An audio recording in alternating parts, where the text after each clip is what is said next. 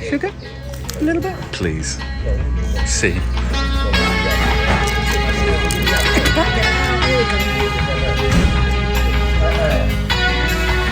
Cappuccino.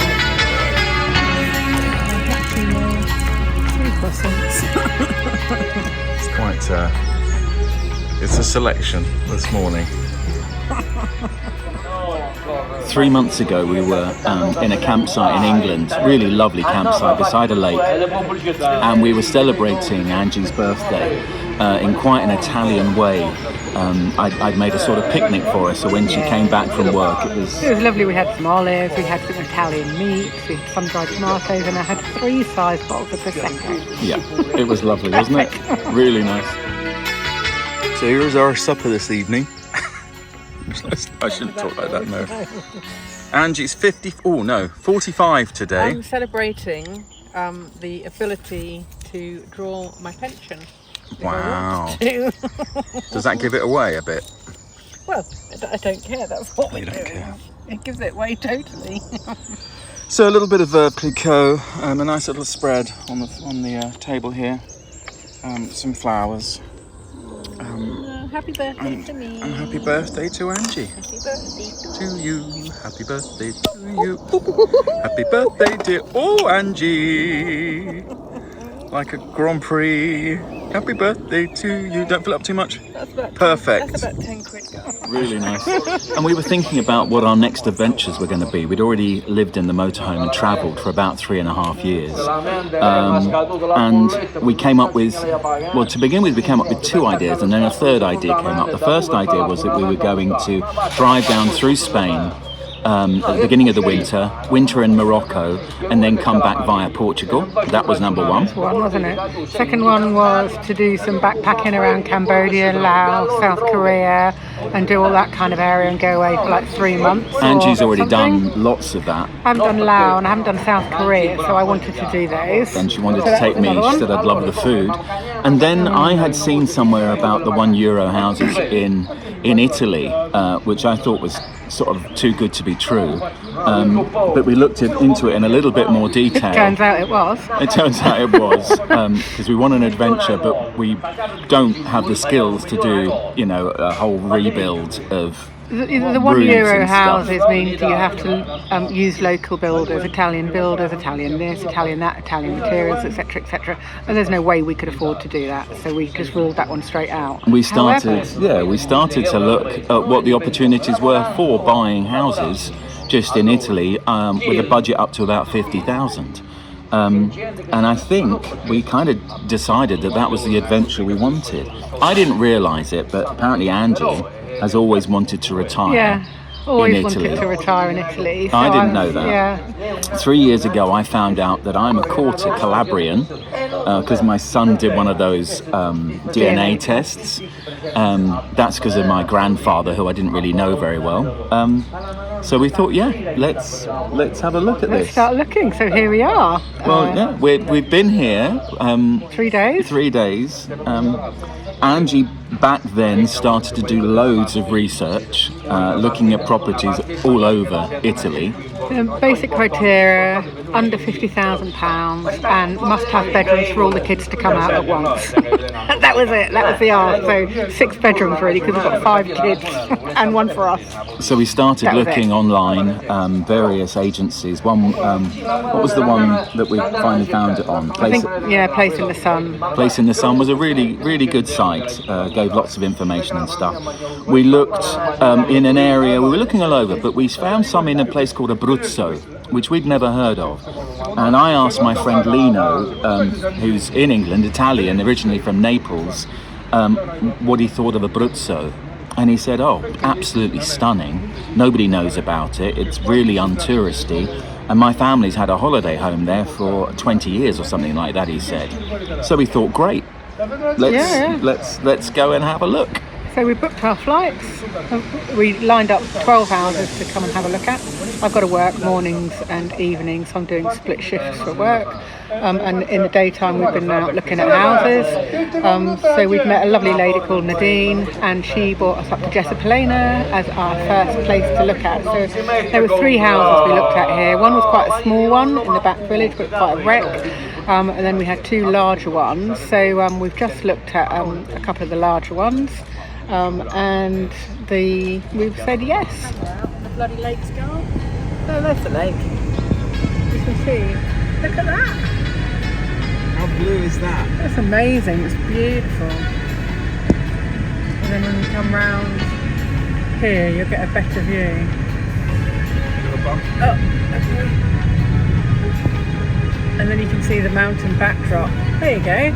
That's a good one. I'm going to get a picture of that. Right, I'm going to stop it there. The Abruzzo was beautiful, and as we drove towards the first town, Gessopalena, we had the sea in the distance on one side and we had the most gorgeous mountains on the other side. It was just breathtaking.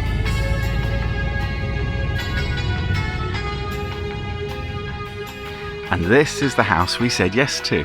Yeah. In fact, we liked it so much that we told Nadine that we didn't need to look at any of the other houses that she'd sorted out for us for that week. So let's take you on a guided tour of what the house looks like inside. I mean, it's just amazing. I think the first thing we thought about was just, wow, this is so big and it's got so much potential, wasn't it? Yeah, I mean, it was huge. The ground floor, which we can't see here, was 4 meters high. This is the first floor. It's 3 meters high.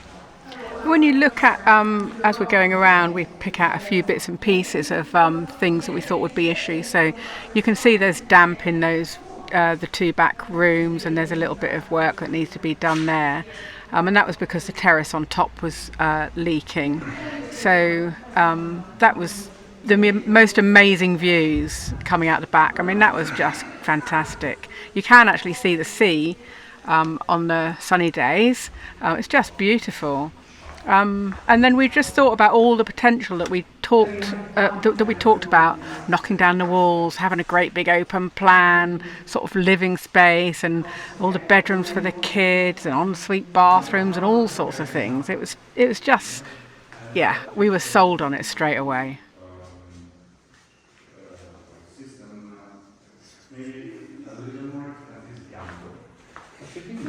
I was filming here so that we could have a record of what we've been looking at later on, and you can hear in the background Angie talking with Nadine and the owner, trying to get as much information about the building as possible.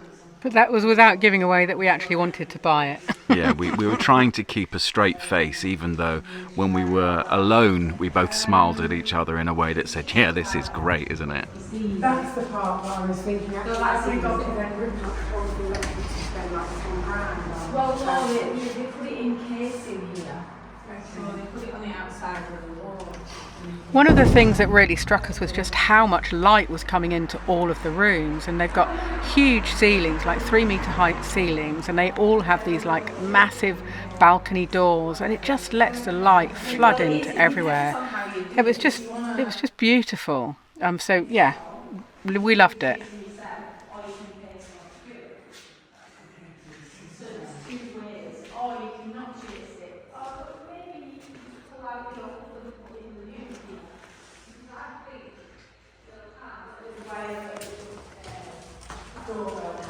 The second floor was, again, just an amazing space. A lot more rustic than the first floor. It was under wooden beams, had lots of bits and pieces that we could see needed work on, and we both don't really know that much about buildings, do we? Completely green. So we were like, yeah, well, that looks like you could just pull it down and put a new bit up. Yeah, we were already renovating it in our minds as we walked round, and probably not asking the best questions. But for example, I mean, also there were cobwebs everywhere on this top floor. Yeah, it was disgusting. You couldn't walk into the rooms because it was just thick. But one of the things they did have up here were these supporting metal beams that were going from one side of the roof to the other, but they'd actually made them so they went through the walls. You can't see them here. We're looking at the beams and seeing how some of them were good and some of them needed maybe some TLC.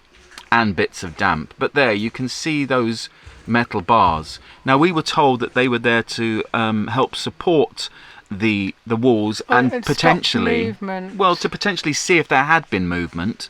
Well, But that's because right, they'd yeah. been cut through, we were told no, you can take all those out easily, not a problem at all. So we're thinking, great, 5 bedrooms or something like that. But it didn't turn out to be quite that way. But then we know nothing about renovating buildings. We literally know nothing. We can paint a van. And we could choose a colour scheme for a van and put in a new tabletop. So this is a big job for us. That's part of the journey and part of the fun that we're going to have, we hope, in between our van lifing. We went to have a look at the house again yesterday with the owner and walked around it. He thought we were strange, didn't he? He did. Taking such a close look at everything. Andrew was asking Oh, lots of questions. I was actually stepping out in meters, rough dimensions, and jotting them down everywhere. Yeah, that well-known metre stride, that measurement. Today, I mean, we just thought it was stunning, absolutely stunning.